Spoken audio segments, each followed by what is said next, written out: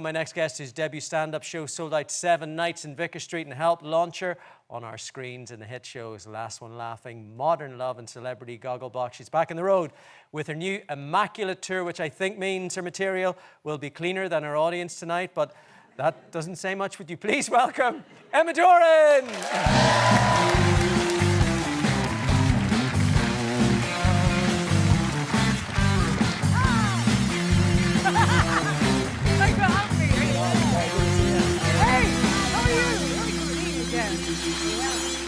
Oh, welcome to the show. Thank you.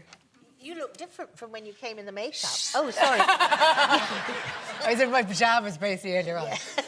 I just threw this on. But you weren't wearing this earlier either. No, I wasn't. Do you think it's it's okay? Fab. Okay. Yeah. You're to talk to him. Yes. Oh, no, okay. you're both, this is good. You're both fabulous. It's all good. We need to talk about the tour, though. Emmaculate. Yes. Are you a friend of Madonna or the Virgin Mary? Where does the inspiration for this? Well, neither, but kind of ish.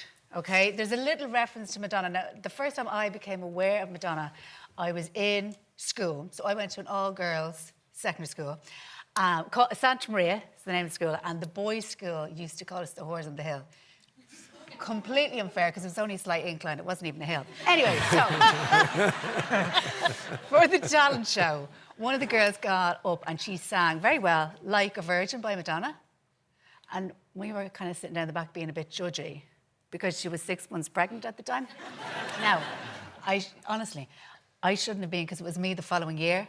I did honours pregnancy for the Leaving Cert for my final exam in school.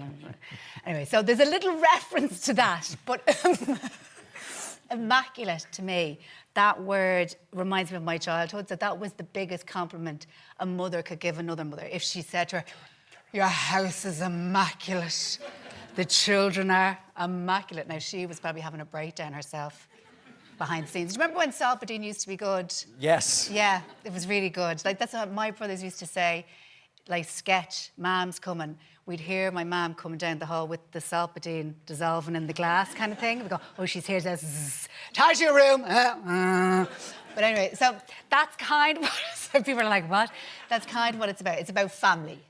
It's kind of a little appreciation. It's a little nod to that. Yes. You're on the road at the minute, and yes. there's always a moment in a performer's life, Miriam, where they realise they've made it. And for you, Emma, I believe this happened at a gig in Castle Bar. Castle recently. Bar, of all places. Of all places. Yeah, fantastic. I walked in to my dressing room, and there was a funeral spread of sandwiches. A funeral spread. There you are. There now, it if that is. doesn't scream funeral to you, I don't know what does. Yeah. So I was very excited. I started kind of rummaging around. I was like, God, where's the book of condolences? Where's the coffin? What's going on? Do they think I'm going to die in my hole? But no, it was just for me. I was so excited. You see, funerals to Irish people, that is our Olympics. It's our go-to, isn't it? Yes. We thrive in misery. We love it. And my dad, he's a big fan of funerals, and he taught me from a young age not to like ride a bike or anything like that, but how to conduct myself at funerals. So I was taught from a very young age, as I'm sure loads of you were, to go up and say, "Sorry for your loss." You know, like a 7-year-old going up to an 8-year-old widow, like, "Sorry for your loss." But he went to so many funerals, and we were even saying to him at one point, "You should set up a blog or something," because he would come back and he would review the funerals for us.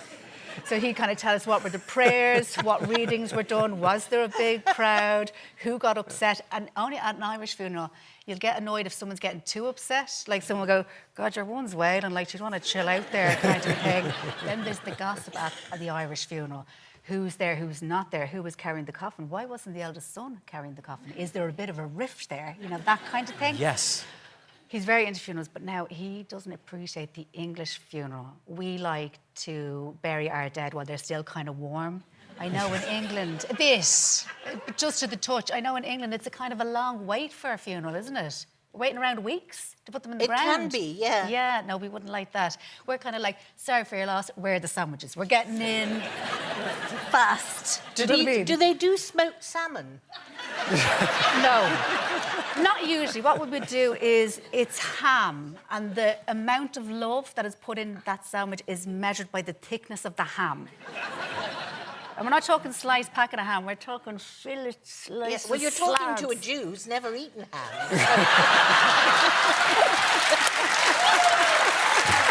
Tour's on set! Bye! Emma's tour is...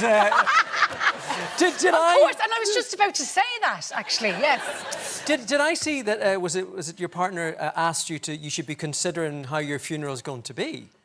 You should be planning for it. Is this something... I don't think she asked me that. No? I hope not. I mean, it's funny because I am making my will at the moment. Oh. How are you? I'm anxious, actually. I get a bit anxious because there was a report that I died or I was near death in the paper, and it was all a lie. And then I thought, maybe they know something I don't. It was scary. But you were talking about almost recording your own eulogy at one point, and... Oh, that's what you should do. I think that is the way to get people really listening. Is if you record it before you're... From beyond. Yeah. Yes. If you say, I'm doing it now, although I'm still alive, but when you hear this, I will be dead. So I want you to pay attention. Good. And they will. That kind of forces them to be nice to you while you're still around Yep. as well. Yes, That's a but great they don't idea. know it's happening, you see. They don't know till the moment. Yeah. Emma, you're on tour at the minute. I was... Yes. I was wondering, what is more tiring? Is it the touring or is it getting back home to the family? Oh. Is that... Well, I mean, I love touring because I'm just kind of out on my own. And I know I love my family. I have kids, very lucky. But I'm... Oh, you've got kids. I've got kids. But my eldest is, or my youngest is 10. So I'm at that point now, I'm done. I've done No, my... you're not. No, look. I'll tell you, this is the problem. When you have a child, right, you have a newborn, the amount of questions people ask you the second you have a baby. People will say to you, was it a planned pregnancy? How did the labour go? Was he there? Did you get the epidural? What did he make of it all? Did he cut the umbilical cord? What did you think of it all? Did they use the forceps? Are you going to go back to work? Are you going to go part-time? Are you going to get a nanny? Are you going to get a creche? Is your ma going to help you out? Are you going to get the baby baptised? Have you got the baby grows ready? Blah, blah, blah. Then someone will pipe up and say, would you go again? Would you go again? And this is just the taxi drivers outside Hollis Street. Do you know what I mean? You're just like... So I'm done. I'm on the pill, the coil, and I've got the little tab but in my what's arm. he got? He's got loads going on. He's got... No, we have been together for 18 years, and now we would have a ride. Just between ourselves, we'd have a ride. We would have a ride. But it would be more, at this stage, it would be more of a kind of a looming ride. Do you know the kind of ride where... A looming ride. A looming ride. So you've left it a bit too long, right? And you're kind of nearly looking at... Oh, she knows about it. She knows. Yeah. Do you know the way you've left it too long and you're kind of both looking at each other going, I'd be happy enough to just kind of leave it now if you're happy enough. And there's kind of a tension or whatever. And then you think to yourself... Look, would we have a little bit of a ride, like not taking off your clothes or anything, kind of a ride? Just, do you know what I mean? Because you've your show on and you want to get to bed and you've done your tan. But the kind of ride, you kind of think to yourself, this is the problem. You think, if we did have a ride, maybe he'd clean that shed. You know, that kind of way.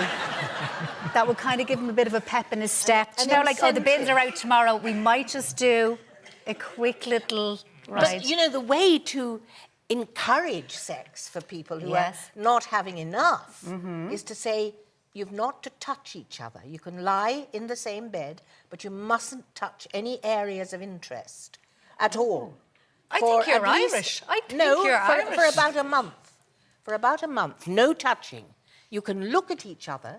Oh. And you, during the day, don't wear any knickers. The good news is you're both staying with us. Oh, great. Emma is currently touring...